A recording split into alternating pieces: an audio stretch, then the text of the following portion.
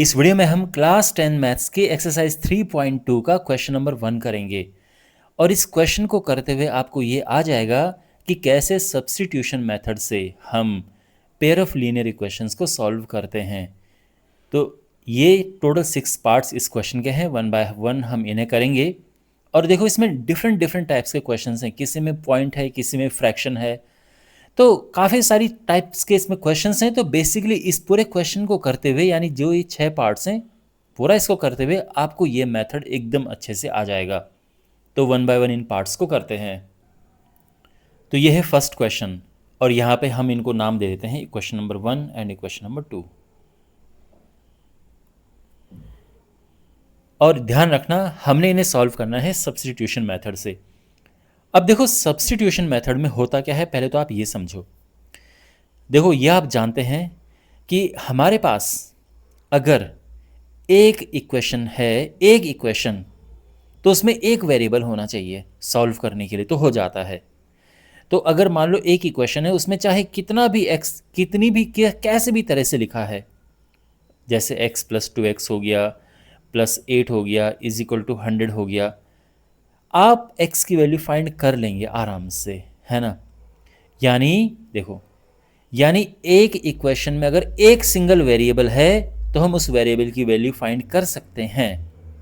यहाँ पे भी हमारा पर्पस यही होता है।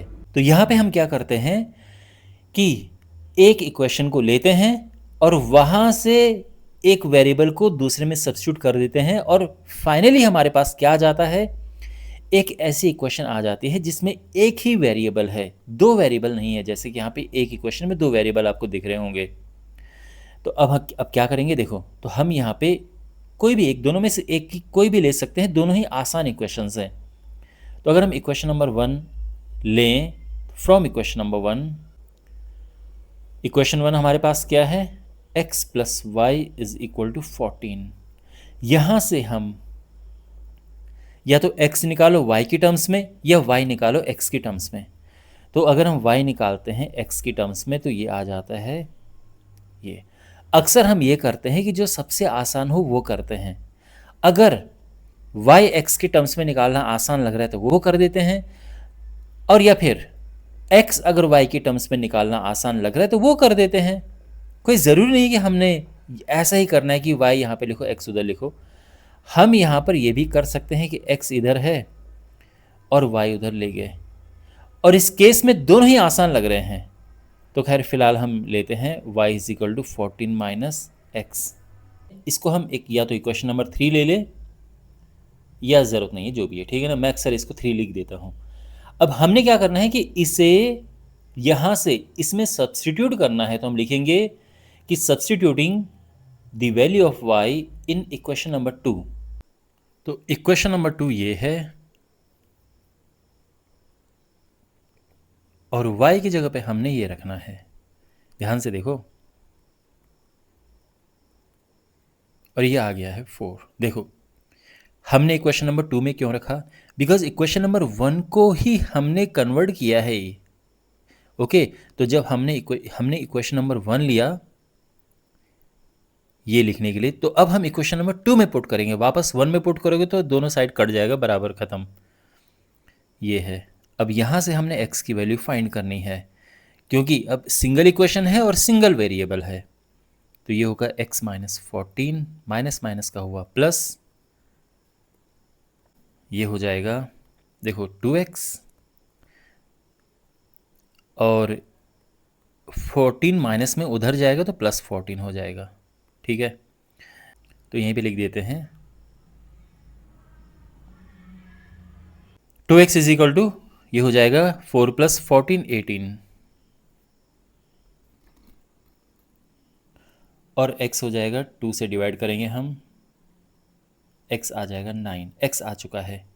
और अब हम इस वैल्यू को सब्स्टिट्यूट करेंगे इक्वेशन नंबर 3 में। इसलिए मैंने इसको इक्वेशन नंबर 3 नाम दिया है, बिकॉज इसमें बड़ा इजी है सब्स्टिट्यूट करना। सीधे रखो आंसर आएगा।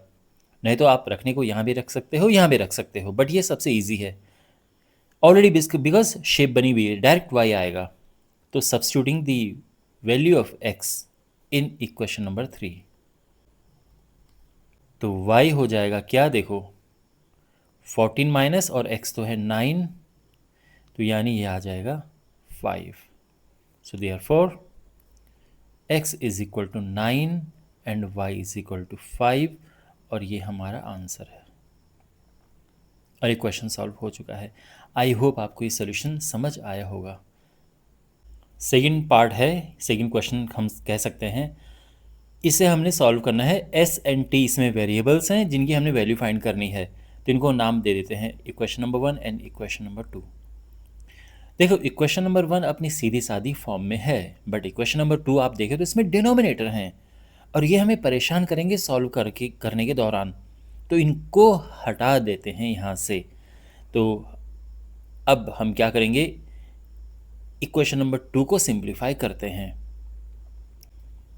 इक्वेशन नंबर 2 को हम थोड़ा सिंप्लीफाई करेंगे। s/3 plus t/2 is equal to 6। अब देखो यहाँ पे हम क्या करेंगे, इनका एलसीएम लेंगे। 6 आ गया, ठीक है ना। 3 और 2 का एलसीएम, इसका इधर मल्टीप्लाई होगा और इसका इधर मल्टीप्लाई होगा,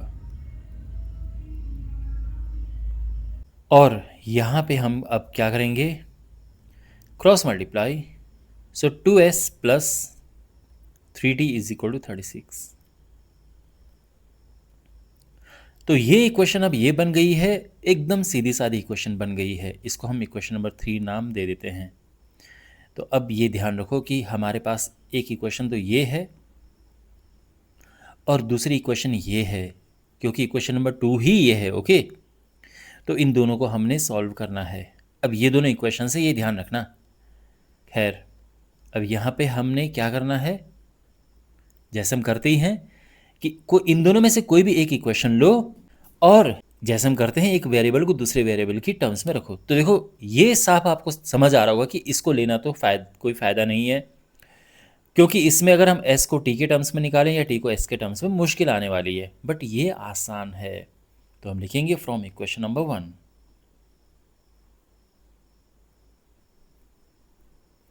इक्वेशन नंबर 1 है s minus T is equal to 3, और आराम से ये आ जाएगा s is equal to T, उधर जाएगा तो t माइनस का प्लस हो जाएगा, t प्लस 3। सिंपल है ना। इसको इक्वेशन नंबर 4 नाम दे दो, बिकॉज इक्वेशन नंबर 3 ये है, नहीं तो ये वाली होती इक्वेशन नंबर 3, बट क्योंकि 3 ये है तो इसको 4 नाम दे दो, इक्वेशन नंबर 4। अब हमने क्या करना है, substituting the value of s in equation number 3। ध्यान रखना 2 को हमने 3 बना दिया है ना। तो लिखेंगे हम substituting the value of s in equation number 3। तो क्या होगा, s की जगह पे तो हमने ये लिखना है t plus 3 plus 3t is equal to 36। अब ये सिंप्लीफाई होगा तो 2t plus 6 plus 3t is equal to 36। ठीक है। अब यहाँ पे देखो क्या हुआ कि एक इक्वेशन है और एक ही वेरिएबल है, तो वो वेरिएबल अब आराम से आ जाएगा।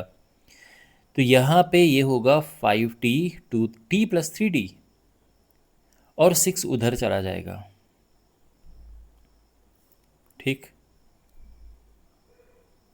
तो 5t आ जाएगा क्या, 30, 6 माइनस 6 विच इज 30, और t आ जाएगा 30 डिवाइडेड बाई 5 जो कि है 6।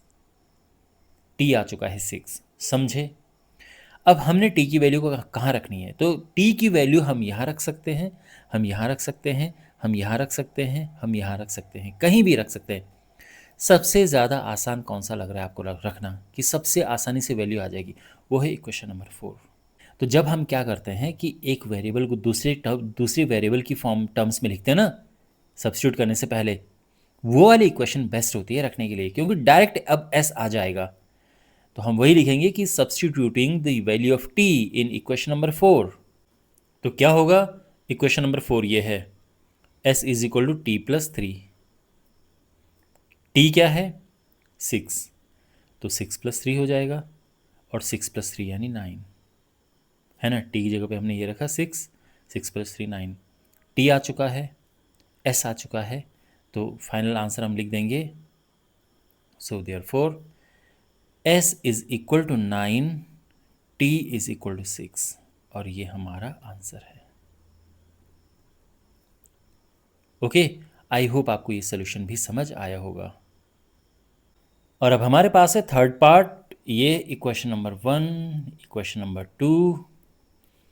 वैसे इसके लक्षण मुझे अच्छे नहीं लग रहे हैं, क्योंकि अगर इसमें 3 से मल्टीप्लाई करें तो बिल्कुल ये मिल जाता है ना। 3 3 9, ये 3 और ये भी 9। तो ऐसी सिचुएशन में इसके इन्फाइनाइटली मैनी सॉल्यूशंस होते हैं।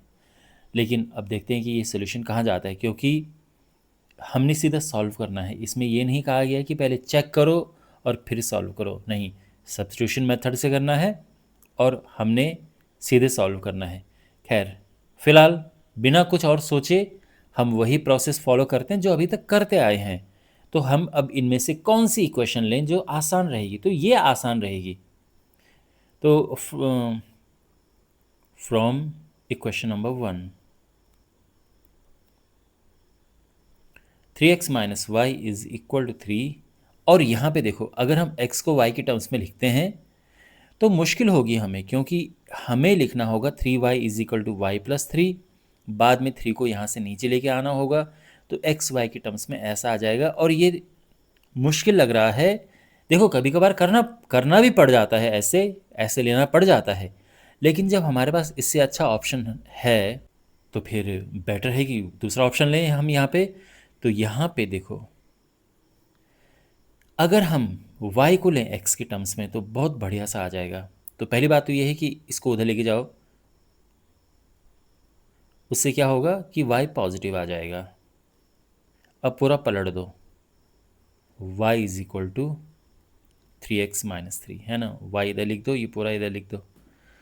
जब पूरा पलटते हैं ना तो फिर साइन चेंज करने की ज़रूरत नहीं पड़ती है। इसको हम इक्वेशन नंबर 3 नाम दे देते हैं।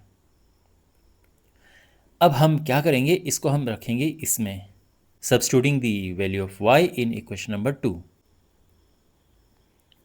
तो y को हम अब इसमें रखेंगे, ठीक है। तो क्या होगा, इक्वेशन नंबर 2 9x माइनस 3, और y की जगह पे हमने ये रखना है, ठीक है ना। ये y की जगह पे ये 3x minus 3 is equal to 9, और यहाँ पे आ रहा है 9x माइनस 9x, और ये माइनस माइनस का प्लस 9 इज इक्वल टू 9, और ये कट गया है, और यहाँ पे क्या आ गया है, 9 is equal to 9। All right, अब यहाँ पे आप एक चीज़ देखो, यहाँ पर आपको x दिख रहा है नहीं। जैसे पिछले क्वेश्चन में आपने देखा होगा कि हमको यहाँ पर x is equal to something मिल रहा था, x की वैल्यू मिल रही थी, लेकिन यहाँ पर x ही नहीं है। तो जब भी ऐसा हो कि यहाँ पर x नहीं हो, तो दो सिचुएशन यहाँ पर होंगी। या तो ये होगा इक्वल, जैसे 9 इज इक्वल टू 9, ये ट्रू है, और या होगा फॉल्स, जैसे मान लो कि 9 इज इक्वल टू 10 आ गया। तो अगर यहाँ पे फॉल्स वाली सिचुएशन हो तो आंसर होगा हमारा नो सोल्यूशन, उस केस में कोई सोल्यूशन नहीं होगा। लेकिन जब ट्रू वाली सिचुएशन हो, जैसे कि यहाँ पर है, उस केस में आंसर होता है इनफाइनाइटली मैनी सॉल्यूशंस। समझे? तो हम यहाँ पर लिखेंगे which is always true. Equations are dependent. Dependent का मतलब है कि दोनों एक ही लाइन है, ये दोनों सेम ही इक्वेशंस हैं, सेम इक्वेशंस हैं। ओके, तो फिर जब ये सिचुएशन है तो इनको डिपेंडेंट कहते हैं, क्योंकि अगर आप इसमें 3 का मल्टीप्लाई करो तो ये आ जाता है। तो हम लिखेंगे so they have infinitely many solutions. ध्यान रखना, इसमें ये वाली लाइन लिखना इतना भी इंपॉर्टेंट नहीं है, इसके बिना भी आप डायरेक्टली ये लिख सकते हैं, ठीक है। इतना समझ आ गया। और अब फाइनल, तो इनफाइनाइटली मेनी सॉल्यूशन है, तो अपना सॉल्यूशन किस तरह से लिखेंगे ये देखो। तो यहाँ पे हमने y निकाला था ना ऐसे, तो यहाँ पर हम लिखेंगे solution is given by this where x can take any value.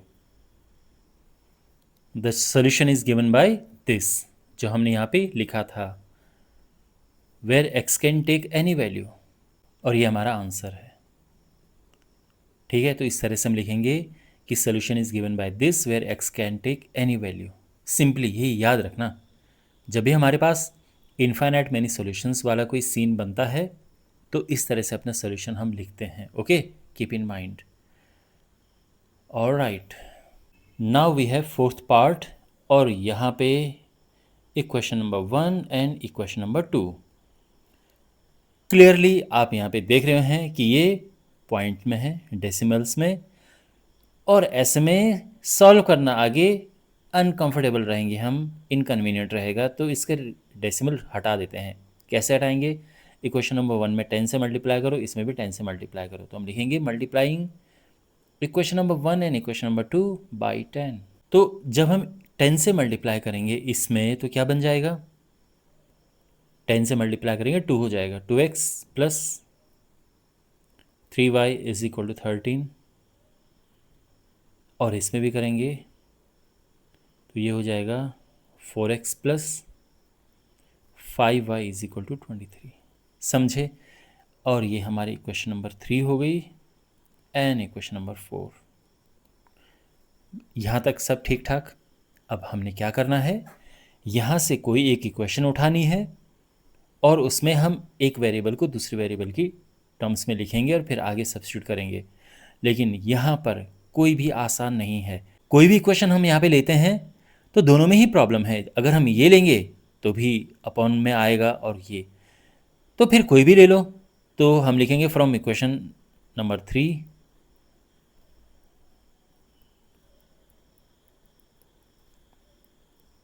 2x plus 3y is equal to 13। तो यहाँ पे क्या करना है, y को x के टर्म्स में लेना है। बात है कि आप चाहो तो y को उधर लेके जाओ या x को उधर लेके जाओ, it doesn't matter, it doesn't make any difference. Okay, यहाँ पे क्योंकि दोनों ही एक जैसे ही इक्वली डिफिकल्ट हैं या इक्वली ईजी हैं, आप कैसे भी कह सकते हैं।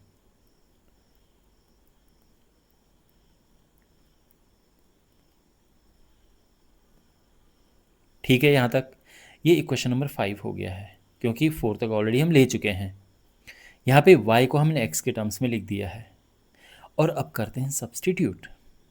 तो देखो, शुरुआत में क्या किया था, इन दोनों इक्वेशंस को हमने ये लिख दिया था, क्योंकि यहाँ पे पॉइंट्स थे तो ये लिख दिया था हमने। इनको भूल जाओ। अब हमारी इक्वेशंस ये हैं, और यहाँ पे भी हमने क्या किया कि जो थर्ड इक्वेशन थी उसको हमने ऐसे लिख दिया है। तो अब इसे हम पुट करेंगे इक्वेशन नंबर 4 में, ओके, थर्ड में नहीं। तो substituting the value of y in equation number 4। ठीक है, तो ये फोर्थ इक्वेशन है 4x प्लस 5, और y की जगह पे हमने ये रखना है 13 minus 2x upon 3 is equal to 23। ठीक है ना, ये ध्यान रखना, हम इसमें रख रहे हैं। तो 4x प्लस प्लस 5 y की जगह पे हमने ये रखा इज इक्वल टू 23।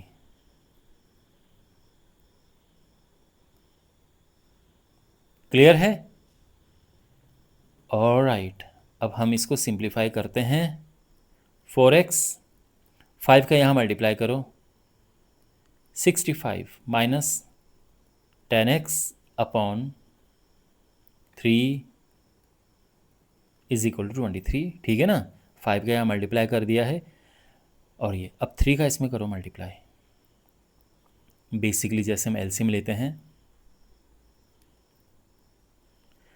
तो ये हो जाएगा 12x, है ना, इसका यहाँ मल्टीप्लाई होगा 12x 65 minus 10x is equal to 23। और अब देखो, ये 12x में से 10x किया तो बचा 2x प्लस 65, और 3 का यहाँ मल्टीप्लाई हो जाएगा तो ये होगा 69, है ना, 69।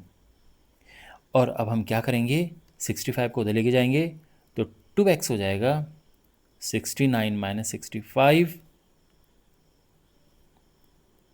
2x is equal to 4, x is equal to 4.2 यानी 2। x आ चुका है। अब इसे हम कहाँ पुट करेंगे, कहाँ रखना है हमने, बताओ किस में रखेंगे हम, सोचो सोचो। देखो, आंसर तो यहाँ रख के भी आ जाएगा, यहाँ रख के भी आ जाएगा, लेकिन सबसे आसान है ये वाला। क्योंकि यहाँ पे y इज इक्वल टू ये है, x रखना है, सीधे आंसर आएगा, इधर उधर ले जाने की कोई ज़रूरत नहीं है। तो हम लिखेंगे कि substituting the value of x in equation number 5।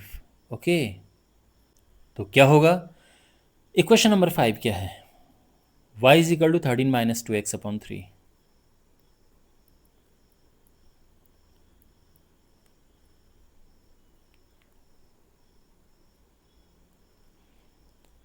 और यहाँ पे हमने क्या करना है, x की जगह पे 2 रखना है। ठीक है,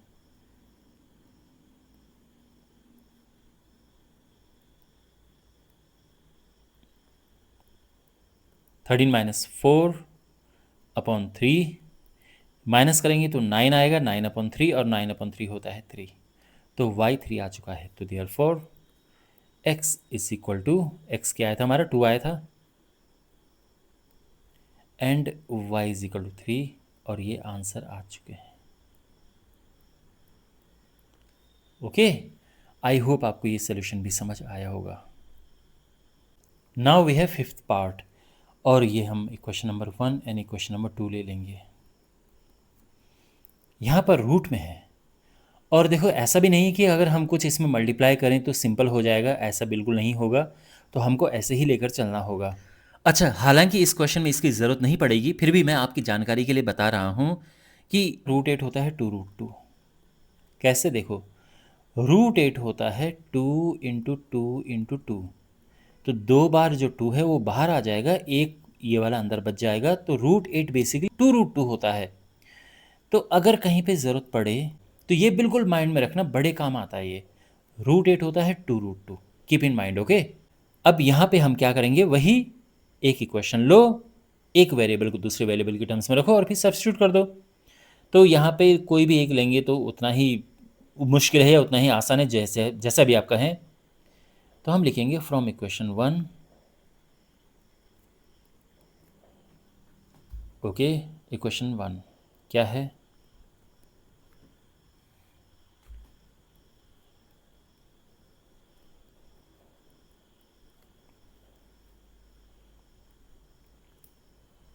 यहाँ पे अब देखो ये उधर जाएगा, क्योंकि हम y को x के टर्म्स में लिख रहे हैं,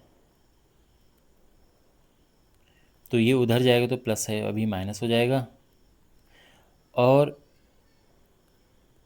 y आ जाएगा -√2 अपॉन √3x, और ये हमारी थर्ड इक्वेशन है। अब हम सब्स्टिट्यूट करेंगे इसे इसमें, तो substituting the value of y in second equation, because first equation को हमने ये लिखा है, तो जिस इक्वेशन को हम इधर उधर करके ऐसा करते हैं, वापस उसमें मत पुट कर देना, दूसरे में पुट करते हैं। तो इन इक्वेशन नंबर 2, तो इक्वेशन नंबर 2 √3x, यहाँ तक सब ठीक है, -√8, और y की जगह पे ये रख देंगे हम, क्या रख देंगे, -x। ठीक है, ये समझ आ रहा है। तो यहाँ पे जो y था ये इसमें हमने रखना था, तो y की जगह पे हमने ये रख दिया है। ओके, और अब इसको सिंप्लीफाई करना है, तो यहाँ पे इसका पहले तो अंदर मल्टीप्लाई करते हैं, चलो, √3x, इसका अंदर मल्टीप्लाई करते हैं, माइनस माइनस का हुआ प्लस, √8 का √2 में मल्टीप्लाई करेंगे तो क्या होगा, √16 हो जाएगा, क्योंकि रूट और रूट वालों का आपस में मल्टीप्लाई हो जाता है। यहाँ पे √8 था इंटू √2, तो ये हो जाएगा √16, और अल्टीमेटली √16 4 होता है। तो यहाँ पे अब देखो क्या, फिलहाल तो इसको हम लिख देते हैं 4, √3x plus 4 upon √3x is equal to 0।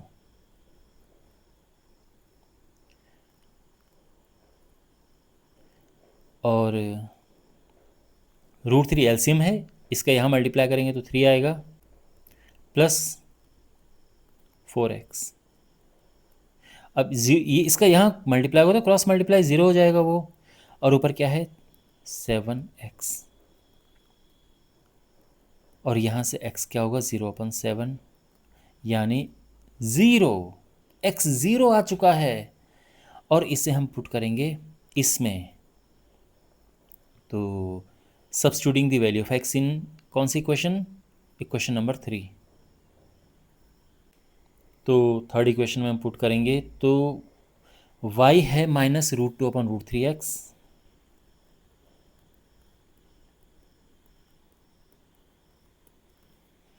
और x की जगह पे हमने 0 रखना है।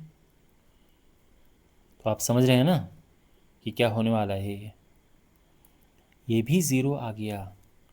तो therefore x is equal to 0 and y is equal to 0, और ये हमारा आंसर है। ठीक है, क्लियर, समझ आ गया। तो देखो यहाँ पे जब मैंने क्वेश्चन देखा ना, तो क्वेश्चन देख के ही मैं समझ गया था कि इसका आंसर 0 0 आने वाला है। तो आप ये ध्यान रखो कि कभी भी आपके पास केवल x और y के टर्म्स हो और कांस्टेंट वाला पार्ट नहीं हो, हमेशा आंसर 0 0 आएगा। मान लो कि मैं ये लिख रहा हूँ 2x plus 3y is equal to 0, 8x minus 11y is equal to 0। तो यहाँ पर आप देख रहे हैं x की टर्म है, y की टर्म है, बट कांस्टेंट टर्म नहीं है। जो अलग से +4 या +3 या इज इक्वल टू 4 वगैरह लिखते हैं वो नहीं है। तो ऐसी सिचुएशन में आंसर 0 0 आता है। आप ये सॉल्व करेंगे, यहाँ पे भी x 0 आएगा एंड y 0 आएगा। चाहे आप यहाँ पे कुछ भी रखो, आप यहाँ पे चाहे 10 रखो, चाहे यहाँ पे आप 60 रखो, यहाँ पे कोई भी नंबर रखो आप, बट अगर ओनली x एंड y यहाँ पर है, चाहे साइन प्लस का हो माइनस का हो कुछ भी, लेकिन अगर कांस्टेंट टर्म्स नहीं है, सीधा 0 है, तो हमेशा और हमेशा x 0 एंड y 0 आएगा। Keep in mind, okay, alright. And now we have this question, और ये फर्स्ट इक्वेशन है, ये सेकंड इक्वेशन। ऑलराइट, तो यहाँ पे आप समझ रहे होंगे कि बिकॉज ये डिनोमिनेटर है, तो ये हम इसका डिनोमिनेटर हटाएंगे, इनको थोड़ा सिंप्लीफाई करेंगे। तो कैसे करेंगे, तो देखो पहले इक्वेशन नंबर 1, इक्वेशन 1 क्या है, देखो 3x/2 minus 5y/3 is equal to -2। और राइट, तो इसको हम सिंप्लीफाई करते हैं। देखो यहाँ पर इनका मल्टीप्लाई करेंगे, 6 आएगा, वैसे भी एलसीएम 6 है, इसका यहाँ मल्टीप्लाई, इसके यहाँ मल्टीप्लाई, और अब यहाँ पे इसको क्रॉस मल्टीप्लाई करेंगे हम, 9x minus 10y is equal to -12। इसे हम नाम देते हैं इक्वेशन नंबर 3 का। और अब हम इक्वेशन नंबर 2 को सिंप्लीफाई करते हैं। तो इक्वेशन नंबर 2 लेते हैं, x/3 plus y/2 is equal to 13/6। Okay, same LCM 6, इसके यहाँ मल्टीप्लाई, इसके यहाँ मल्टीप्लाई, मतलब इनका यहाँ मल्टीप्लाई करो, इसका इधर मल्टीप्लाई और इसका इधर मल्टीप्लाई। तो जब इनका एलसीएम ऐसा नंबर आए कि इनका हम आपस में मल्टीप्लाई करके वो नंबर निकाल सकते हैं, बेसिकली इनका एलसीएम इनको मल्टीप्लाई करके भी आ रहा है, तो इसका यहाँ कर दो, इसका यहाँ कर दो, बेसिक कैलकुलेशन है, ओके। और राइट हैंड साइड हमने लिख दिया है ऐसे ही एज इट इज़। देखो दोनों के नीचे 6 है, और ये हम काट सकते हैं, ये कट जाता है, ठीक है। तो क्या बचा, ये है 2x plus 3y is equal to 13, और ये है इक्वेशन नंबर 4, ठीक है। तो यहाँ पे हमारे पास अब एक ये इक्वेशन है, पुराने इक्वेशंस को भूल जाओ, एक ये है और एक ये है। अब हमने इनसे आगे सॉल्व करना है। तो देखो, तो यहाँ पे कौन सी इक्वेशन ले हम, जिसमें हम क्या करते हैं, एक वेरिएबल को दूसरे वेरिएबल की फॉर्म टर्म्स में लिखते हैं। तो देखो हम इसे भी ले सकते हैं, इसे भी ले सकते हैं, दोनों ही लगभग एक जैसे हैं। तो एक काम करते हैं, इक्वेशन नंबर 3 लेते हैं। इक्वेशन नंबर 3 क्या है? 9x minus 10y is equal to -12। और अब यहाँ पे क्या हम y उधर लेके जाएं और x को y की टर्म्स में निकालें, या फिर x उधर लेके जाएं? बात एक ही है यहाँ पे। हालांकि वैसे अगर हम डायरेक्ट देखें तो y को उधर लेके जाना आसान लग रहा है, लेकिन हम x इधर उधर जाके हम y इधर और x भी इधर लिख सकते थे। ठीक है, चलो कोई नहीं, ऐसा लिख देते हैं। x हो गया 10y माइनस 12/9। ये कौन सी इक्वेशन है? इसको इक्वेशन नंबर 5 नाम दे देते हैं, क्योंकि 4 तक तो ऑलरेडी हम ले चुके हैं। अब ये है, और अब इसे कहाँ पुट करेंगे? तो देखो यहाँ पे हमने क्या किया था, इक्वेशन नंबर 3 को ही लिया था हमने, जिसको हमने ये लिखा हुआ है। तो यानी ये इक्वेशन नंबर 3 का ही एक रूप है, और इसको हमने अब इक्वेशन नंबर 4 में रखना है। तो substituting the value of x in equation number 4। Equation number 4 है 2x plus 3y is equal to 13। आप चाहो तो डायरेक्ट ही पुट कर सकते हो x की जगह पे ये, या फिर पहले लिख दो इक्वेशन को फिर पुट कर दो। x क्या है?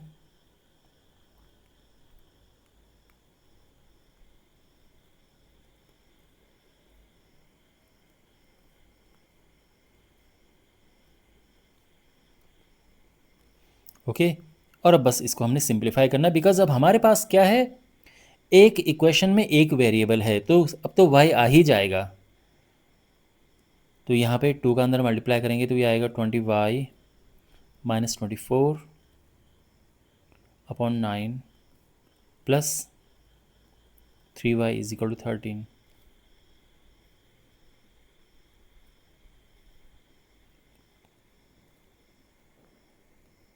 y minus 24 plus 27y is equal to 13। Okay, 20 plus 27 हुआ 47। 47y minus 24 is equal to, इसका इसमें मल्टीप्लाई करेंगे 117। ठीक है, 47y इज इक्वल टू, ये उधर जाएगा प्लस होगा, तो 117 प्लस 24 कितना हुआ? 24 34 41 141, और y आ जाएगा 141/47, और ये आता है क्या? 3।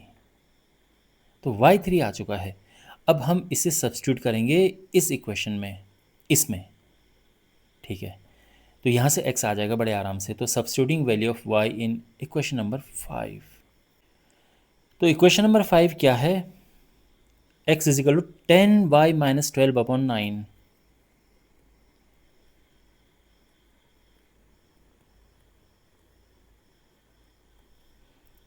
और y हमारा आया है 3।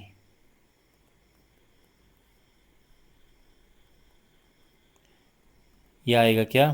30 माइनस 12/9, माइनस करेंगे 18/9, और ये होता है 2। तो x भी आ चुका है, तो therefore x is equal to 2 and y is equal to 3, और ये हमारा आंसर है। ठीक है, y3 था ना हमारा, y3 और x ये 2 आया है, ये हमारा आंसर है, और ये पार्ट भी कंप्लीट हो चुका है।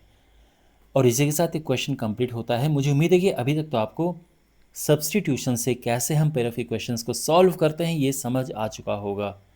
कोई डाउट हो कमेंट बॉक्स में पूछना। इस चैप्टर के बाकी वीडियोस के लिए डिस्क्रिप्शन बॉक्स में प्लेलिस्ट चेक करें और चैनल को ज़रूर सब्सक्राइब करें। मिलते हैं अगले वीडियो में। Take care.